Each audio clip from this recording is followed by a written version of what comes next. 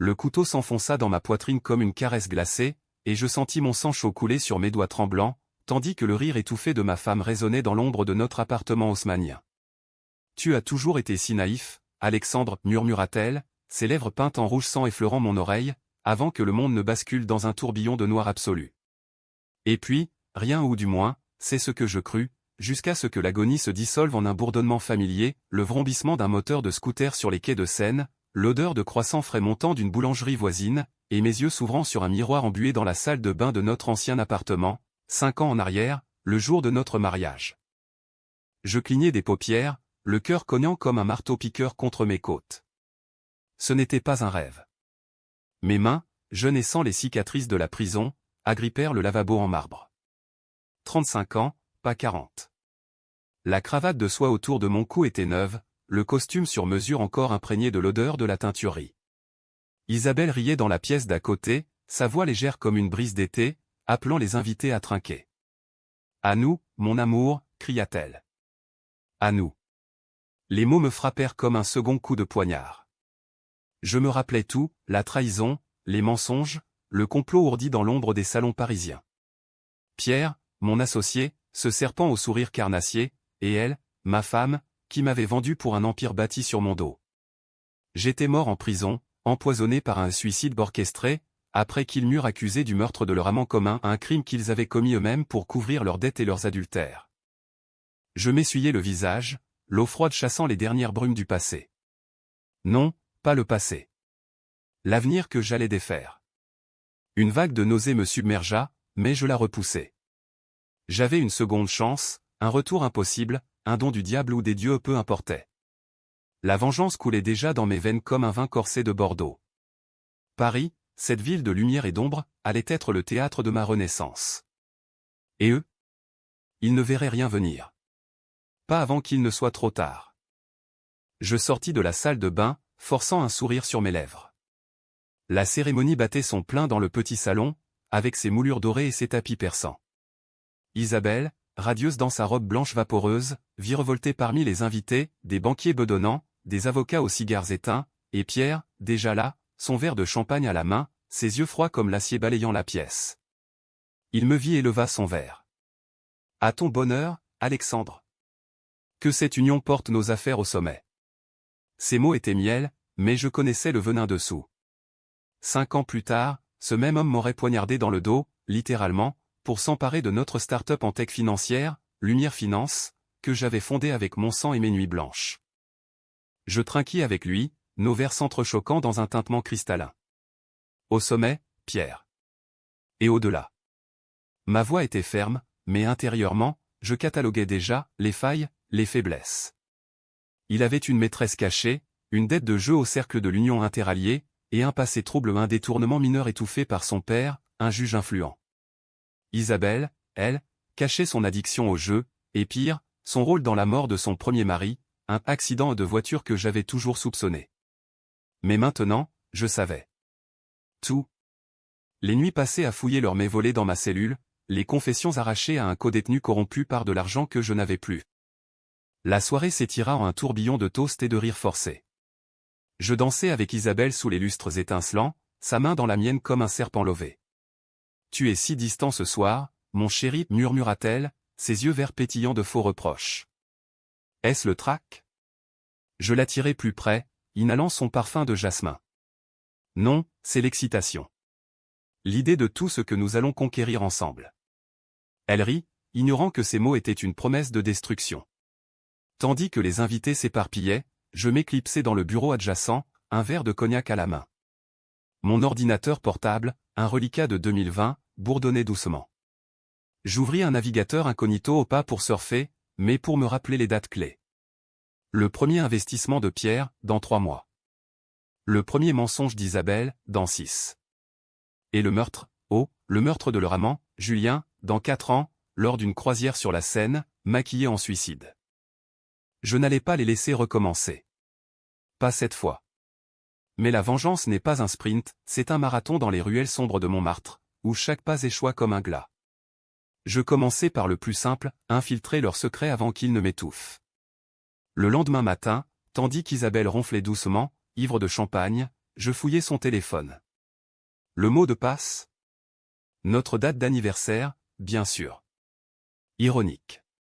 Parmi les selfies et les messages anodins, un fil caché avec Pierre, chérie, il faut qu'on accélère. Alexandre est trop honnête, il posera des questions sur les comptes offshore. Daté d'hier.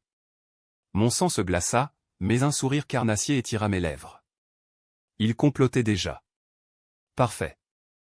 Les jours suivants se fondirent en une routine feinte de lune de miel. Nous partîmes à Deauville, sur la côte normande, où les vagues grises de l'Atlantique fouettaient les galets comme des coups de fouet. Isabelle, en bikini blanc, se prélassait sur la plage privée de notre hôtel, un verre de rosé à la main. Je la regardais, feignant l'adoration, mais mon esprit cartographiait comment elle m'avait trahi avec Pierre dès la première année, comment elle avait falsifié des documents pour me faire porter le chapeau d'un scandale financier mineur, me coûtant mon premier contrat majeur. « Tu penses à quoi, mon amour ?» demanda-t-elle, étirant son corps comme une chatte au soleil. « À notre futur, répondis-je, m'agenouillant pour l'embrasser. « À comment je vais tout faire pour te protéger. » Elle roucoula, ignorant que ma protection serait leur chute. De retour à Paris, je repris le travail à Lumière Finance, nos bureaux nichés dans un immeuble haussmannien du 8e arrondissement, avec vue sur les Champs-Élysées. Pierre m'accueillit avec une accolade virile, ses mains puissantes sur mes épaules.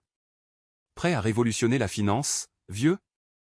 Notre app de trading IA va tout changer. Oui, elle avait changé, elle m'avait ruiné quand il l'avait sabotée pour revendre les brevets à un concurrent chinois. Je hochai la tête, enthousiaste. Absolument. Mais d'abord, auditons les comptes. Transparence totale. Ses yeux s'étrécirent une fraction de seconde, imperceptible pour quiconque d'autre.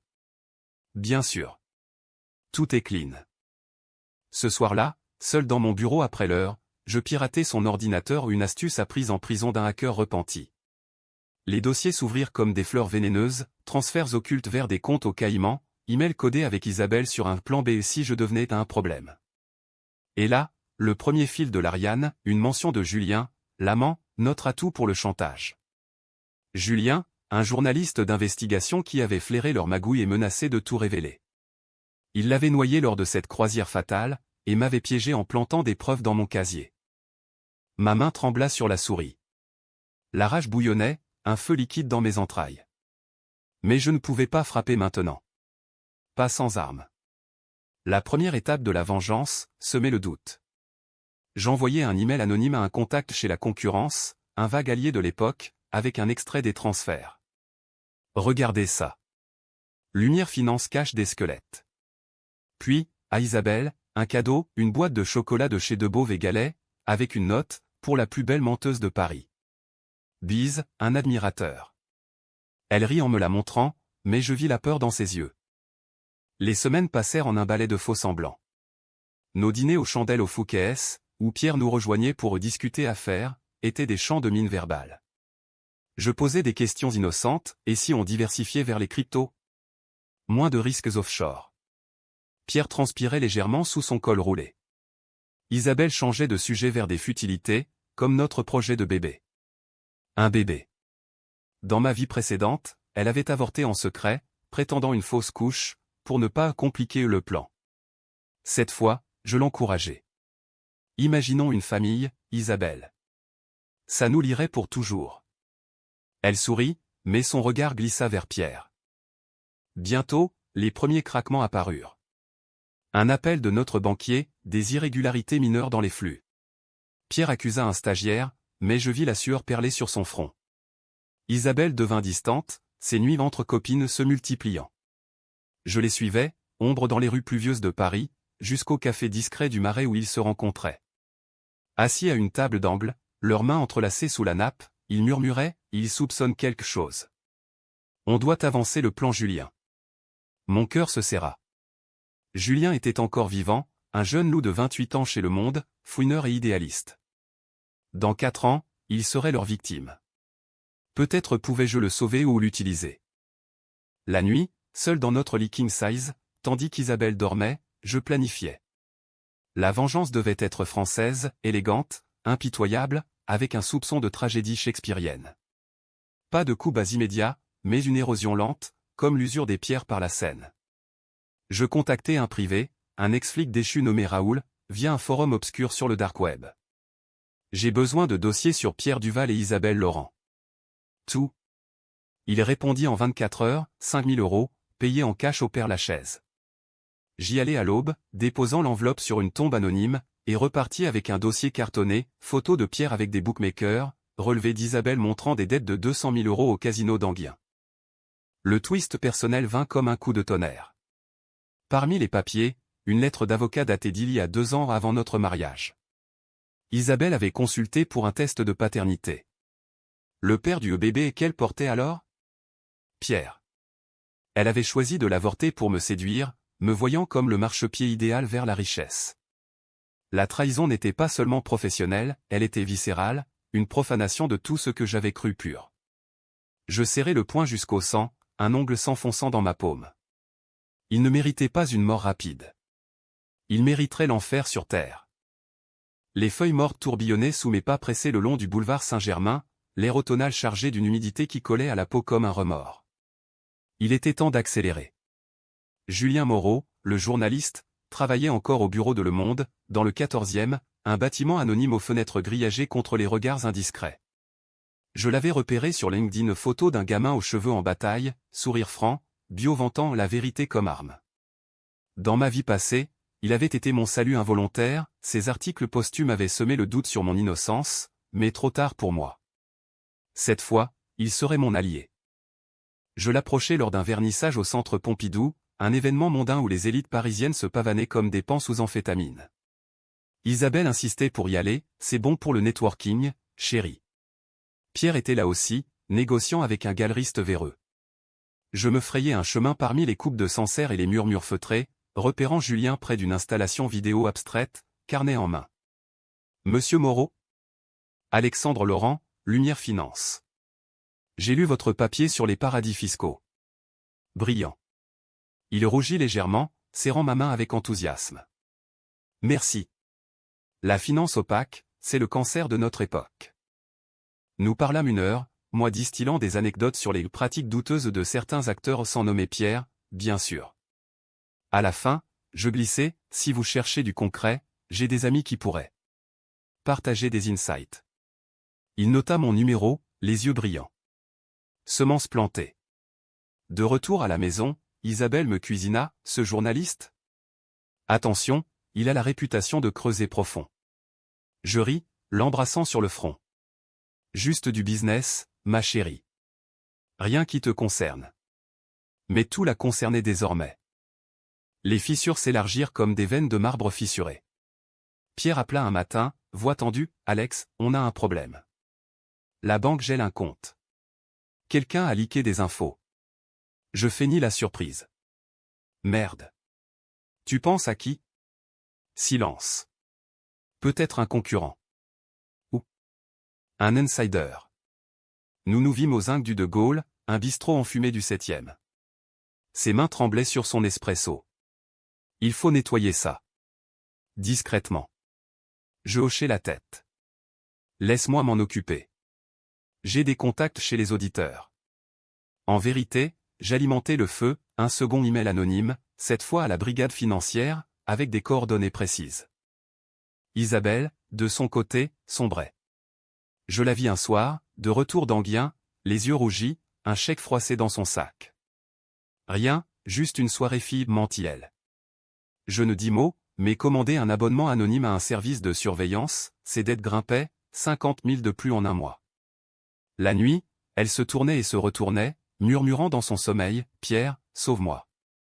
Je l'écoutais, le cœur durci comme du granit. Dans ma prison imaginaire, j'avais fantasmé sur sa souffrance, maintenant, elle était réelle, et exquise. Le premier coup porté fut élégant, à la française, une rumeur. Via Raoul, mon privé, je fis circuler une histoire dans les cercles du CAC 40. Pierre Duval, connu pour emprunter des fonds clients pour ses vices. Un dîner chez l'ami Louis, et voilà que des investisseurs potentiels annulaient des rendez-vous. Pierre paniqua, me convoquant en urgence. Alex, c'est la merde. Nos levées de fonds sont compromises. Je posai une main compatissante sur son épaule. Calme-toi. On va contre-attaquer. Publie un communiqué, transparence totale, audit externe. Il acquiesça, reconnaissant. L'audit? Je le dirigeais moi-même, en sous-main, et y glissais des erreurs mineures, 10 000 € détournés vers un compte personnel. Isabelle craqua la première. Un après-midi pluvieux, elle rentra en larmes, jetant son sac sur le parquet. Alex, j'ai des problèmes. Au jeu. J'ai besoin d'argent. Ces mots étaient un aveu, ses yeux suppliants. Dans ma vie passée, j'aurais pardonné, vendu des actions pour la sauver. Cette fois, je la fixai froidement. Combien? Juste 30 000. Pour rembourser. Je soupirai, théâtral. D'accord. Mais c'est la dernière fois. Et on en parle à un thérapeute. Elle hocha la tête, soulagée, ignorant que je transférais l'argent sur un compte traçable, étiqueté prêt personnel Isabelle Laurent. Preuve pour plus tard. Julien mordit à l'hameçon 2 semaines plus tard. Un café au Procope, berceau des Lumières, où Voltaire sirotait son absinthe. Monsieur Laurent, vos insights? Je lui tendis une clé USB. Des extraits anonymes. Offshore, Caïmans, tout. Mais protégez vos sources. Il partit, excité comme un chiot. Son article sortit un mois après, Les ombres de la finance parisienne, soupçons de blanchiment chez Lumière Finance. Pas de nom, mais les implications étaient claires. Pierre hurla au téléphone, c'est toi? Tu m'as trahi? Je feignis l'indignation. Comment oses-tu? C'est peut-être toi qui as merdé. Notre partenariat se fissura, une première crevasse dans le glacier. La tension domestique monta en flèche. Isabelle, rongée par la culpabilité, devint possessive, fouillant mes affaires la nuit. Elle trouva une note info, plantée par Raoul, RDV avec JM 20h, scène. Julien. Elle me confronta au petit déjeuner, café fumant entre nous. Qui est JM? Un amant? Je ris, amer. Jalouse? C'est un contact business. Mais le doute s'installa, poison lent. Elle appela Pierre en pleurs, j'écoutais via un micro caché dans son collier, cadeau d'anniversaire. Il sait, Pierre. Pour nous. Pour Julien. Sa voix brisée, Julien? Il n'est pas encore un problème. Mais il le deviendra. On doit l'éliminer tôt. Mon sang ne fit qu'un tour. Éliminer? Ils avançaient le meurtre de 4 ans. Je sortis en trombe, direction le bureau de Julien. Fuyez, lui dis-je au téléphone, voix urgente. Quelqu'un vous cible. Partez de Paris, maintenant. Il hésita, mais promis. Le lendemain, son bureau était vide, un mot sur la porte, congé sabbatique. Pierre et Isabelle paniquèrent, leur message codé explosant, où est-il? Trouve-le. Je souris dans l'ombre. Sauvé, pour l'instant. Mais la vengeance exige des sacrifices. Le mien vint sous forme de décision controversée, impliquer des innocents. Raoul, mon privé, avait une nièce, une jeune comptable chez un concurrent. Je l'utilisais comme appât, lui promettant une promotion pour signaler des irrégularités chez nous. Elle mordit, et bientôt, une enquête interne éclata. Pierre fut suspendu temporairement, son nom taché dans la presse. Il me confronta dans un bar du quartier latin, ivre de whisky. C'est toi, hein? Tu veux me couler pour prendre tout? Ses yeux injectés de sang, poings serrés. Je le fixai calmement. Prouve-le. Ou assume tes erreurs. Il partit, titubant, mais le mal était fait, nos investisseurs fuyaient comme des rats d'un navire en feu. Isabelle, sentant le vent tourner, tenta de me reconquérir. Un dîner romantique autour d'argent, vue sur Notre-Dame illuminée. Alex, on repart à zéro? Oublie mes bêtises. Elle glissa une main sur ma cuisse, séductrice. Je la laissai faire, l'embrassant même, tandis que mon esprit hurlait. Bien sûr, ma amour. Mais sous la table, j'enregistrais tout via mon téléphone. Preuve d'adultère, pour le divorce à venir. Et plus, une confession murmurée, sous l'emprise du vin, j'ai fait des choses. Pour nous. Pour notre futur. La nuit tomba sur Paris comme un linceul, et avec elle, mon premier acte de violence. Pas physique, pas encore. Je hackai le compte de jeu d'Isabelle, vidant ses dettes en les transférant sur celui de Pierre. Anonyme, bien sûr. Le matin, son téléphone sonna, huissier. Pierre, ruiné, la traita de salope dans un message vocal que je trouvai par hasard. Elle pleura dans mes bras. Il m'abandonne. Je la consolai, murmurant, je suis là. Toujours. Mensonge suprême. L'hiver s'abattit sur Paris comme une malédiction biblique, la neige fondue transformant les boulevards en pièges glissants, miroir de mon âme engourdie.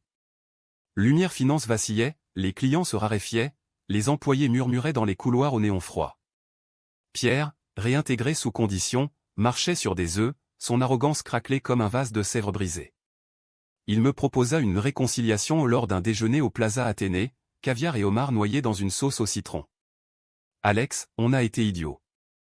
Oublions les rancunes. On fusionne nos parts, 60 à 40 pour toi, si tu veux. Son sourire était un masque, mais je voyais les fissures les cernes, la main tremblante sur la fourchette. J'acceptai, avec une clause, audit complet, et révélation de tous les comptes. Pour la confiance, dis-je. Il signa, piégé. L'audit révéla non pas des peccadilles, mais un gouffre, 1,2 million détournés, canalisés vers des sociétés écrans en Suisse. Les autorités frappaient à la porte. Pierre fut arrêté un mardi matin, menottes au poignet, devant les caméras de BFM. Innocent. C'est un complot, hurla-t-il en montant dans la fourgonnette. Isabelle, apprenant la nouvelle par un appel paniqué de sa sœur, s'effondra dans notre cuisine, le visage blême. C'est impossible. Il est clean. Je la serrai contre moi, feignant le choc. On va s'en sortir. Mais dis-moi la vérité, Isabelle. Tout. Elle craqua ce soir-là, sous les lumières tamisées de notre chambre, un verre de Calvados à la main. Les mots jaillirent comme un torrent, les dettes, l'adultère dès le début, les fonds volés pour couvrir les jeux. Pierre m'a forcé. Pour Julien. On allait le faire taire, mais c'était pour nous protéger. Protéger. Le mot me brûla. Et moi? Dans tout ça? Elle pleura. Tu étais parfait, Alex. Trop. On t'aimait, à notre façon. Aimait. Au passé. Je la laissai sangloter, enregistrant chaque syllabe. Preuve irréfutable. Julien, de son exil temporaire à Lyon, m'envoya un message, merci pour l'avertissement. J'ai des pistes sur Duval. On collabore? Oui. Nous nous rencontrâmes dans un café anonyme de Belleville, quartier bohème au graffiti criard. Il était pâle, mais déterminé. Il voulait me tuer pour un article sur leurs offshore. Vous en savez plus? Je lui tendis le dossier Raoul, photos, relevés, même la lettre de paternité. Utilisez ça. Mais protégez-moi. Il promit, et son enquête devint une bombe à retardement. Isabelle changea après l'arrestation de Pierre. Elle devint ombre de elle-même, errant dans l'appartement comme un fantôme, fouillant les tiroirs pour des cachets. Je l'emmenai chez un psy, une femme élégante du 16e, et payai les séances. Pour nous, dis-je. En vérité, pour la briser davantage. Lors d'une session que je surpris via un micro, elle avoua tout, le plan pour me piéger, le meurtre de son premier mari au pas accident, mes freins sabotés pour l'assurance vie. Alexandre était si bon. Mais Pierre m'a promis le monde. Le psy nota, et je récupérai le transcript. Arme fatale. La décision controversée vint alors, dois-je la confronter maintenant, ou la laisser mijoter? La vengeance pure dicte la destruction immédiate, mais la française exige du panache, une tragédie en acte. Je choisis le milieu, une confrontation feinte. Un soir d'orage, foudre illuminant la tour Eiffel au loin, je rentrai tôt, dossier en main. Lisa, Isabelle. Les pages tremblèrent dans ses doigts, ses confessions, les preuves. Elle pâlit. Où? Un ami. Un bon ami. Je m'assis, calme. Pourquoi? Elle s'effondra à genoux. Pardon. Je t'aime, Alex.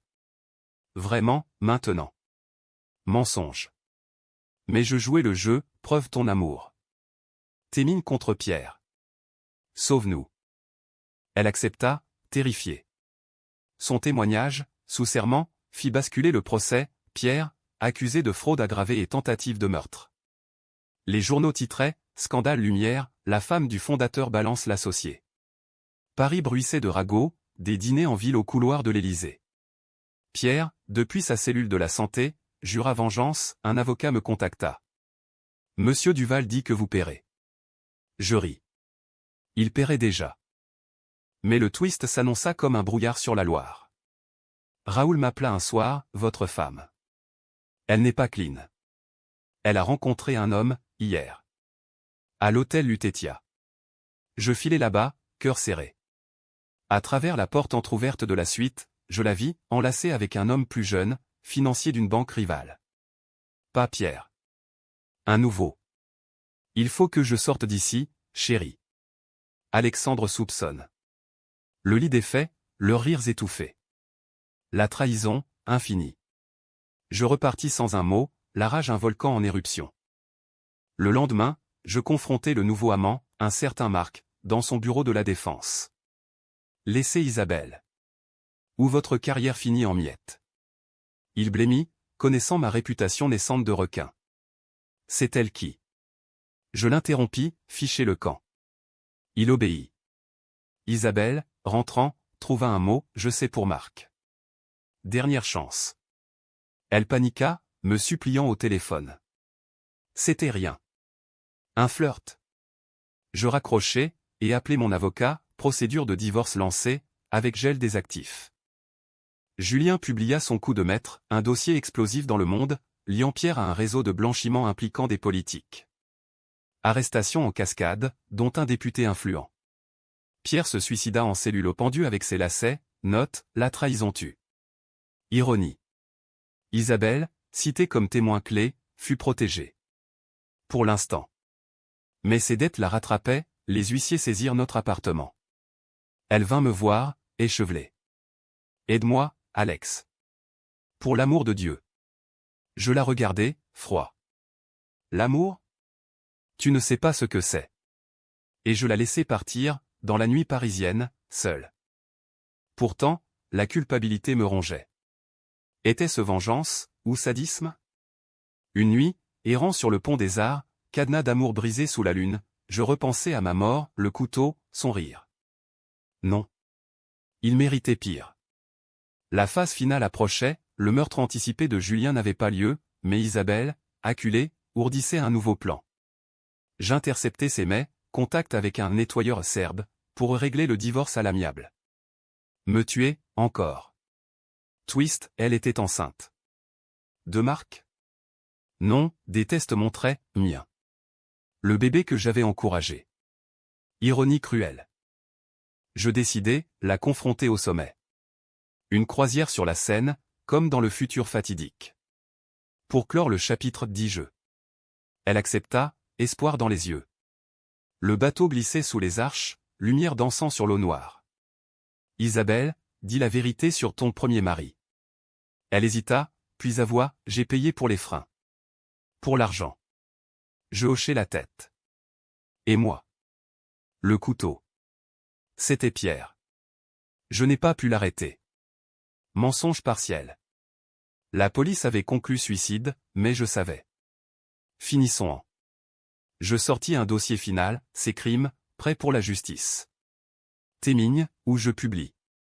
Elle bondit, folle, jamais. Et tenta de me pousser par-dessus bord. L'eau clapota en dessous. Je la retins, nos corps luttant dans l'ombre.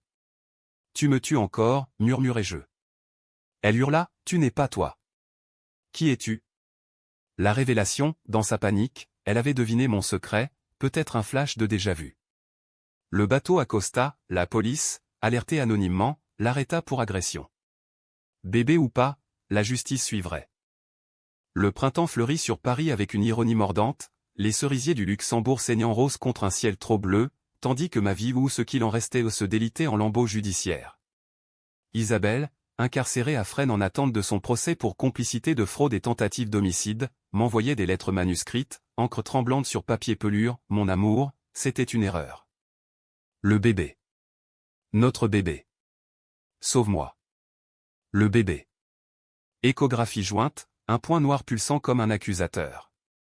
J'avais voulu une famille, maintenant, c'était une chaîne. L'avocat me conseilla l'avortement forcé via tutelle, mais je refusai. Controversé? Oui. Cruel? Absolument. Mais la vengeance ne pardonne pas les faiblesses. Julien devint mon ombre bienveillante, nous rencontrant dans des brasseries anonymes du 11e, où l'odeur de frites et de bière masquait les confidences. Votre femme est liée à plus que Duval. Un réseau, politicien, mafieux des Balkans. Ses notes s'empilaient, un roman noir en devenir. Je l'aidai, fournissant des connexions à Raoul, mes anciens codétenus libérés. En échange, il promit, votre histoire, Alexandre. Quand tout sera fini, je la raconte. La renaissance d'un homme brisé. Renaissance. Le mot me hantait, miroir de ma seconde vie. Lumière Finance renaquit de ses cendres sous mon contrôle exclusif, rebaptisé Aube Finance, un phénix ironique. Les investisseurs revinrent, attirés par le scandale comme des mouches au miel, ma réputation de survivant valait de l'or. Mais chaque contrat signé était teinté d'amertume, sans Pierre, l'entreprise manquait de son mordant illégal, et sans Isabelle, de sa façade glamour. Je travaillais jusqu'à l'aube, dans un bureau réaménagé avec vue sur la Concorde, où les obélisques semblaient me narguer de leur silence millénaire. La décision la plus controversée surgit comme un diable de sa boîte, adopter le bébé d'Isabelle, même si elle pourrissait en cellule. L'avocat fronça les sourcils, c'est risqué.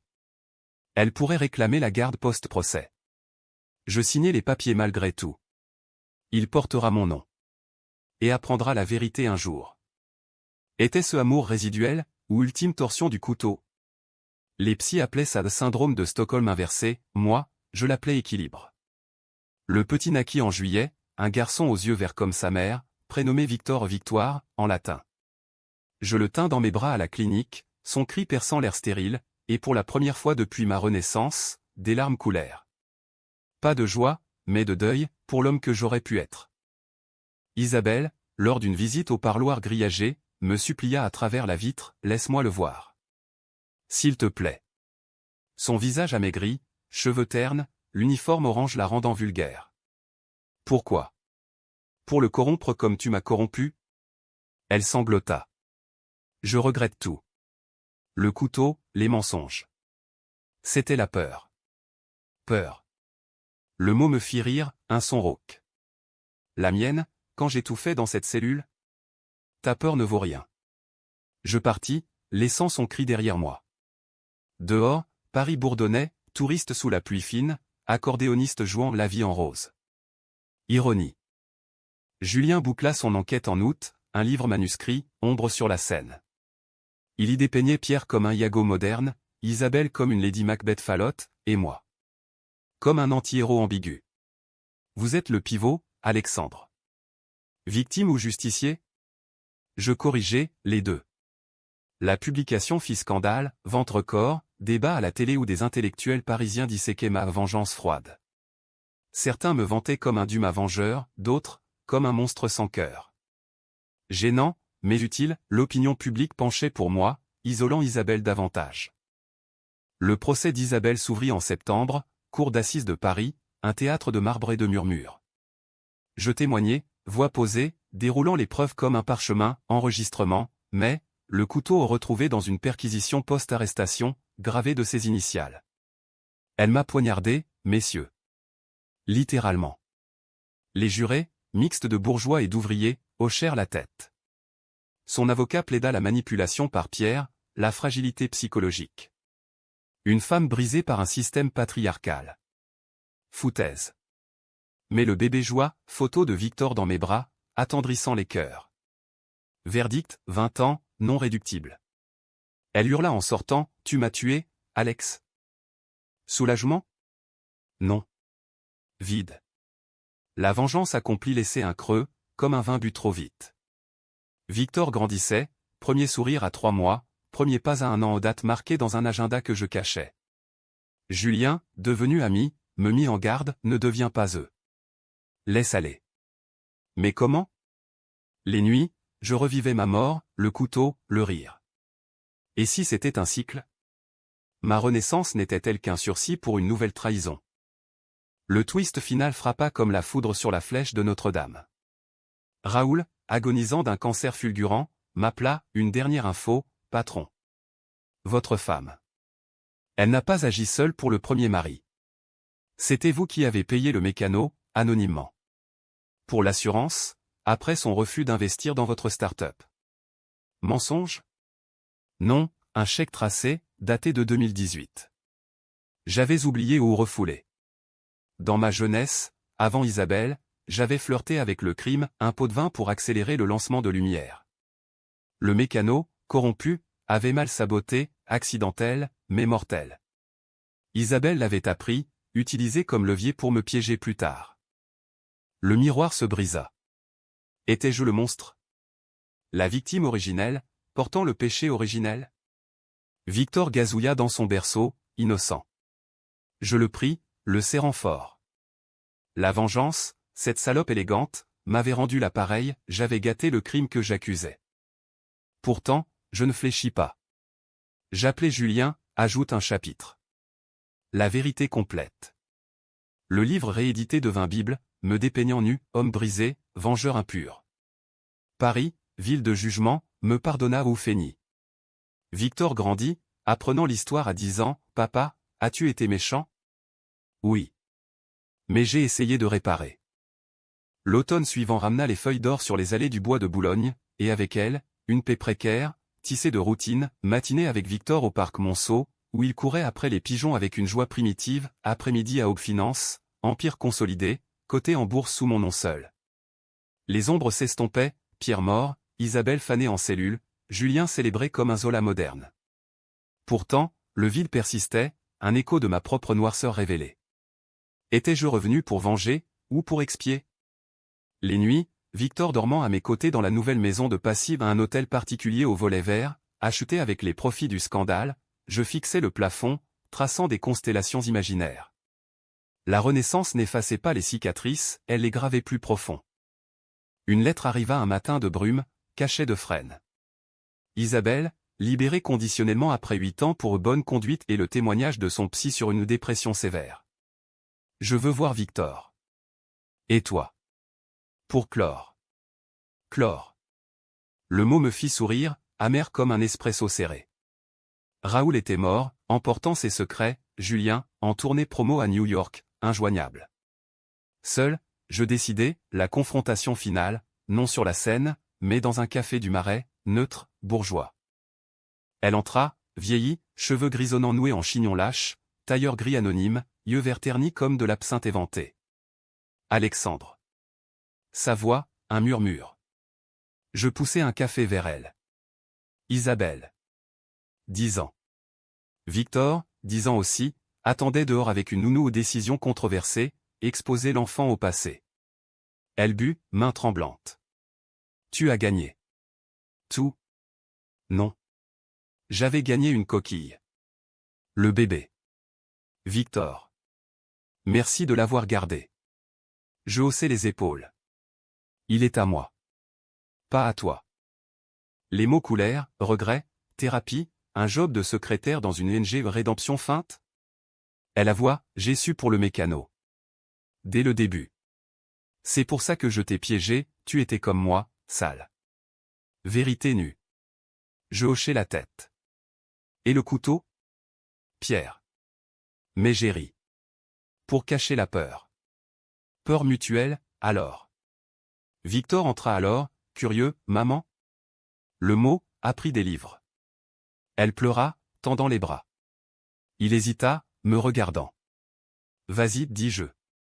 Controversé, pardonné via l'enfant? Il s'approcha, raide, puis la serra, maladroit. Tu sens bon le gâteau. Rire nerveux. Les mois suivants furent un ballet étrange, visite supervisée, dimanche aux eaux de Vincennes, où Isabelle racontait des contes de fées tordues aux Cendrillon vengeresse, Blanche-Neige empoisonnant la pomme. Victor absorbait, innocent, me demandant, « Papa, pourquoi maman était méchante ?»